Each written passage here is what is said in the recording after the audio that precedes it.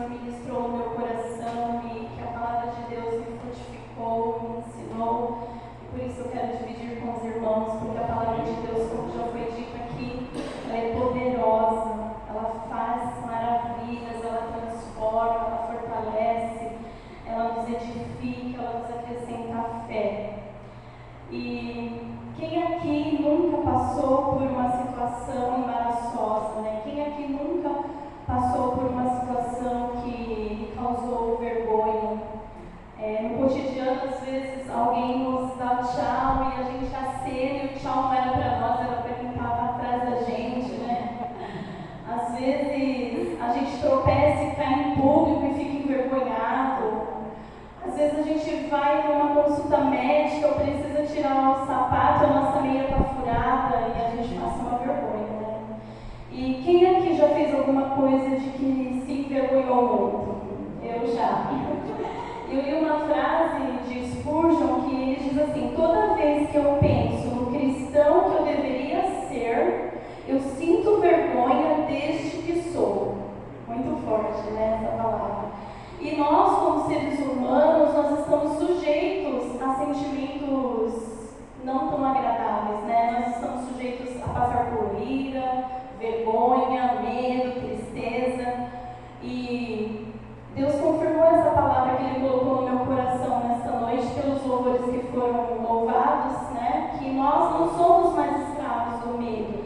E o diabo quer nos aprisionar no medo, na vergonha, mas em Cristo nós não somos mais escravos, nós somos livres. E que diante dele a culpa não fica de pé, né? Foi louvado e continuo. E muitas vezes a gente é paralisado pelo inimigo por esses sentimentos ruins que nós estamos sujeitos a sentir. E quando nós pecamos, então, a vergonha vem com o pecado. E aí nós, em vez de corrermos aos pés de Cristo, nós nos afastamos da comunhão da igreja, nós nos afastamos dos irmãos, nós nos afastamos de Deus, nós não oramos mais, nós não lemos mais a Bíblia como nós deveríamos ler, nós não frequentamos a igreja como nós deveríamos frequentar, porque a vergonha é um sentimento forte, que às vezes parece que quer nos prender em suas garras e nós ficamos ali presos se nós não tomar uma posição diante de Deus. E aí eu lembrei de Adão e Eva, que eles sentiram vergonha depois que eles cometeram o pecado e comeram o fruto proibido. A vergonha revelou o pecado de Adão e Eva lá em Gênesis capítulo 3, versículos 8 a 11. Está escrito assim: e ouviram a voz do Senhor Deus, que passeava no jardim pela viração do dia, e escondeu-se Adão e sua mulher na presença do Senhor Deus, entre as árvores do jardim. E chamou o Senhor Deus a Adão e disse-lhe: onde estás? E ele disse: ouvi a tua voz soar no jardim e temi, porque estava nu e escondi-me. E Deus disse: quem te mostrou que estava nu? Comestes tu da árvore que te ordenei que não comesses? Então, quando nós sentimos vergonha, nós podemos decidir ou nos esconder, como fez Adão e Eva que se esconderam. Muitas vezes nós tentamos nos esconder, ignorar o problema que vivemos, porque nós não gostamos de sentir vergonha. Ou nós podemos escolher confrontar o problema, porque nós só vamos ficar livres da vergonha e do medo quando nós confessarmos os nossos pecados. Em 1 João, capítulo 1, versículo 9, diz assim: Deus perdoa, se confessarmos os nossos pecados, Ele é fiel e justo para nos perdoar os pecados e nos purificar de toda injustiça. Então, para superar a vergonha e o medo, nós precisamos confessar os nossos pecados. Nós precisamos conhecer as verdades que a Bíblia nos diz e não acreditar nas mentiras do diabo. A primeira verdade é que Deus nos aceita, Ele nos ama e nos perdoa, mesmo com as nossas peculiaridades, mesmo com as nossas fraquezas, Ele está sempre pronto a nos perdoar. Em Deus e na Sua palavra nós encontramos libertação da vergonha. Salmo 103, versículos 11 a 13, diz assim: Pois quanto o céu está elevado acima da terra, assim é grande a sua misericórdia para com os que o temem. Quanto está longe o Oriente do Ocidente, assim afasta de nós as nossas transgressões. O 13. Como um pai se compadece de seus filhos, assim o Senhor se compadece daqueles que o temem.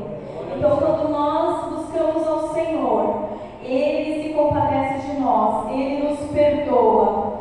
E nós devemos entender que a opinião de Deus a nosso respeito é mais importante. Nós devemos nos preocupar com o que Deus pensa a meu respeito. Porque muitas vezes nós nos preocupamos com o que o outro está pensando sobre mim e esquecemos de nos preocupar com o que Deus está pensando sobre mim. E eu estava pensando sobre a vergonha, sobre cometer pecado e sentir vergonha. E magoar não é uma questão de si, é quando. Um dia nós podemos magoar alguém, um dia vai acontecer de magoar alguém porque nós vivemos em conexão, nós vivemos com pessoas. E só que quando isso acontecer, nós não podemos ficar presos na vergonha, mas nós temos que ser impulsionados pelo perdão e confiar de que Deus é a nossa força. Nele nós encontramos força para superar todo sentimento desagradável. Em 2 Timóteo, capítulo 1, versículo 7, diz assim: E a vós que sois atribulados, descanso conosco quando se manifestar. Está errado? É 2 Timóteo, Paulo. Obrigada. Porque Deus não nos deu espírito de temor, mas de fortaleza, de amor e de moderação. Então em Deus eu não tenho mais temor, mas eu tenho força, encontro amor para vencer todo sentimento que quer me envergonhar, que quer me afastar da presença de Deus. Deus é fiel, Ele não abandona aquele que o ama e aquele que o coloca em primeiro lugar. Ele nos ajuda a alcançar a vitória, mesmo quando tudo parece contrário. Em Isaías 61, versículo 7, vai dizer que onde há vergonha, Deus traz dupla honra. Em lugar da vergonha que sofreu, o meu povo receberá porção dupla, e em vez de humilhação, ele se regozijará em sua herança, pois herdará porção dupla em sua terra e terá alegria eterna. Eu quero te incentivar, quando você sentir o peso esmagador da vergonha, lembrar que Deus é mais forte e que Ele preparou um caminho de volta, que é por meio de Jesus Cristo, e Ele está pronto a nos receber em seus braços. Jesus morreu por nós e a sua a ira de Deus já foi aplacada.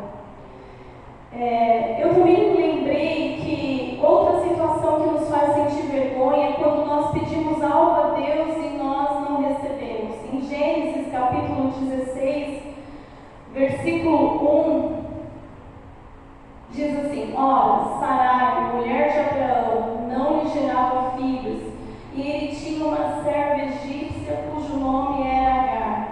Quando nós pedimos algo para Deus e não vemos resposta, às vezes nós sentimos vergonha. Quando nós pedimos um cônjuge, pedimos um filho, pedimos saúde, pedimos uma porta de emprego e a resposta não vem, nós nos sentimos envergonhados.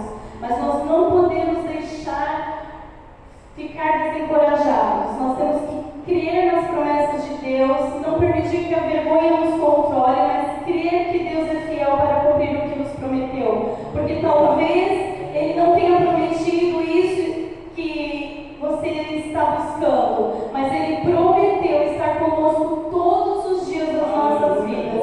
Ele prometeu nos consolar de todas as aflições que nós passamos. A vida é difícil, cheia de perdas, desapontamentos, e nós não vamos conseguir evitar isso, mas nós podemos estar preparados para o dia mau, confiando em Deus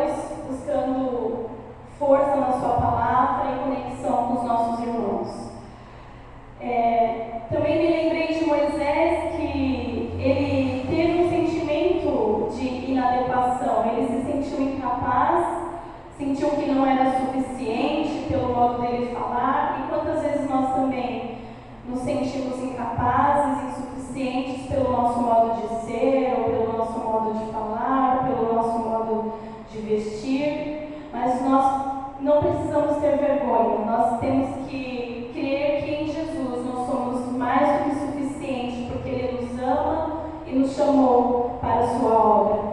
Em Salmo 37, versículo 24, diz assim: ainda que caia, não ficará prostrado, pois o Senhor o sustém com a sua mão. Essa é a promessa do Senhor para mim e para você. Ainda que caia, você não ficará prostrado. O Senhor te levantará com a sua mão forte. Noemi também teve um momento de sua vida que sentiu-se envergonhada porque ela passou por tantas perdas. Ela perdeu os seus filhos, perdeu seu marido, e a vida dela, que uma hora era tão cheia, se tornou vazia, e ela tem que retornar à sua terra natal, agora sozinha, apenas acompanhada de sua nora Ruth. E Deus faz isso com a gente. Ele trabalha por meio de pessoas, por meio de situações, para sempre produzir o melhor para nós, porque todas as coisas cooperam para o nosso bem. Embora Noemi não conseguisse entender, não conseguisse ver, Deus mostrou a Noemi a sua bondade, a sua graça, e deu a ela muito mais do que ela tinha imaginado. E assim não vai ser diferente conosco. Deus considerará muito mais do que pensamos ou imaginamos. Ainda em Romanos, capítulo 8, versículos 1 e 2, está escrito assim: portanto, agora nenhuma condenação há para os que estão em Cristo Jesus, que não andam segundo a carne, mas segundo o Espírito. Porque a lei do Espírito de vida em Cristo Jesus me livrou do pecado e da morte. Nós sabemos que há consequências para as nossas ações e para as nossas palavras, mas em Cristo Jesus nós encontramos o perdão e a remissão dos nossos pecados. Eu quero te incentivar nesta noite a não deixar que o passado controle a sua vida. Jesus já te perdoou e você tem que perdoar a si mesma. Muitas vezes nós recebemos o perdão de Jesus, mas nós não perdoamos a nós mesmos, nós nos cobramos demais. Mas nós devemos receber o perdão de Deus, confiar no seu perdão, no seu amor, na sua graça e na sua misericórdia. Independente do que tem no seu passado, ele está perdoado em Cristo Jesus. Nós devemos nos arrepender, como diz a palavra de Deus, nós devemos confessar e deixar o erro. O arrependimento verdadeiro, ele traz avivamento, ele traz vida espiritual para nós. E para nós termos vida, nós precisamos ter conexão com pessoas. E quando nós pecamos, nos envergonhamos, a tendência é nos afastar. E é isso que o diabo quer, que nós nos afastemos. Mas a vitória está na conexão com pessoas, com irmãos que te levem perto de Cristo. E o último personagem que eu me lembrei foi de Pedro. Pedro, aquele apóstolo tão impetuoso, tão corajoso, tão apaixonado, aquele que um dia andou sobre as águas, aquele que um dia pulou do barco para o lago. Na noite em que Jesus foi traído, ele chorou, ele se escondeu, porque ele negou o Senhor. E o que mais doía em Pedro, será que foi o que ele fez ou o que ele jurou que nunca faria? Em Lucas capítulo 22, versículos 33 e 34, diz assim: e ele lhe disse: Senhor, estou pronto a ir contigo até a prisão e a morte. Mas ele lhe disse: digo-te, Pedro, que não cantará hoje o galo, antes que 3 vezes negues que me conhece. Pedro, então, dói em seu coração e diz que aquele homem barbudo, de mãos calejadas, chorou naquela noite em Jerusalém, porque ele fraquejou. E quantas vezes nós fraquejamos? Quantas vezes nós fazemos aquilo que nós prometemos que não vamos fazer? E Pedro é arrastado então por um redemoinho de angústia. Pedro se esconde, Pedro chora e diz a palavra que ele volta a pescar. E por que ele volta a pescar? Nós sabemos que ele volta para Galileia porque Jesus havia dito que se encontraria lá com os discípulos. Mas o lugar do encontro não era o mar. E Pedro estava de novo ali no mar. E por que ele volta a pescar? Será que ele estava com fome? João capítulo 21, versículo 3 diz assim: Disse-lhe Simão Pedro: Vou pescar. Disseram-lhe eles: Também nós vamos contigo. Foram e subiram logo para o barco, e naquela noite nada apanharam. Pedro, além de ir, ainda levou outros com ele. E quantas vezes nós fazemos isso? Quantas vezes nós pecamos, ficamos envergonhados e nos afastamos do lugar que o Senhor quer que nós estejamos? E Pedro vai até o mar e Jesus havia ressuscitado. Pedro não podia fazer o tempo voltar atrás. Quantas vezes nós erramos e também não podemos fazer o tempo voltar atrás? Pedro não podia fazer o tempo voltar atrás para ele não negar mais a Cristo. Cristo estava ressurreto, mas o túmulo vazio também não podia apagar a negação de Pedro.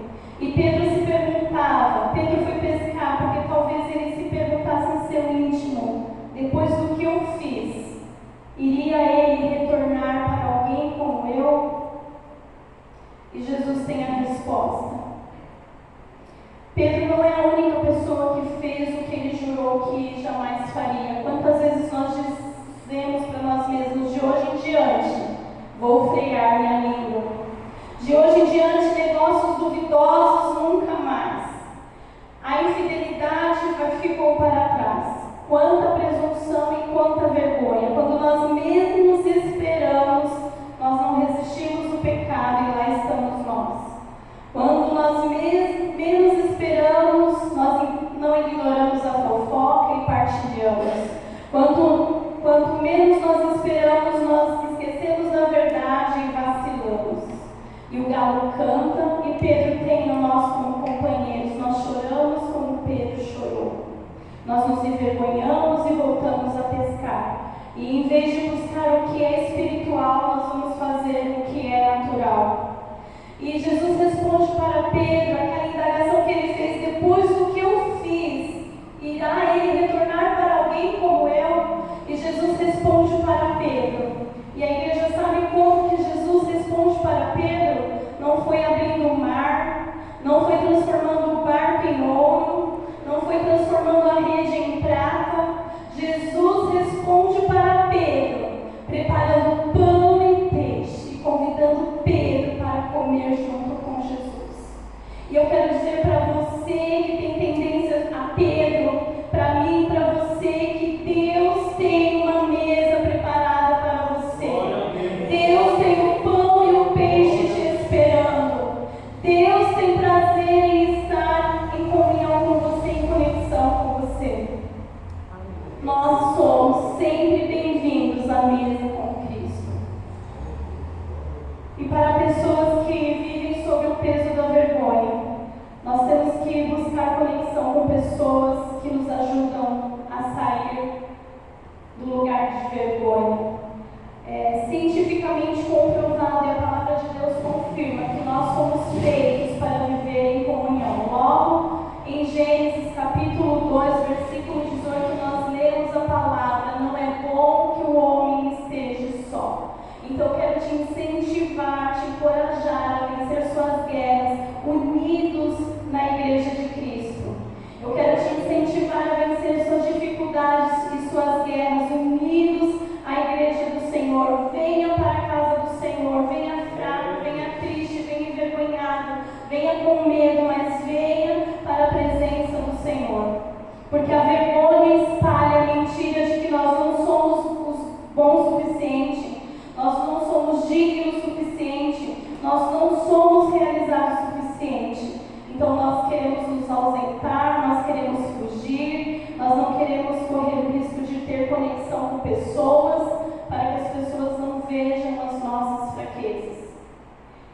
consequentemente, do mesmo modo que eu lido com as pessoas, eu quero começar a lidar com Deus, para de ter relacionamento com Deus. Mas a palavra de Deus nos garante o nosso valor, não porque somos perfeitos, mas pelo simples fato de sermos filhos amados de Deus. E pelo simples fato, não é simples, é complexo, de Jesus ter morrido por nós na cruz e derramado seu sangue precioso por nós. Nós temos um grande valor para Deus. E hoje, se você está fazendo essa pergunta, depois do que eu fiz, Ele retornará para alguém como eu? Nós vamos ler a resposta em 1 Tessalonicenses, capítulo 4, versículos 16 e 17. Glória a Deus.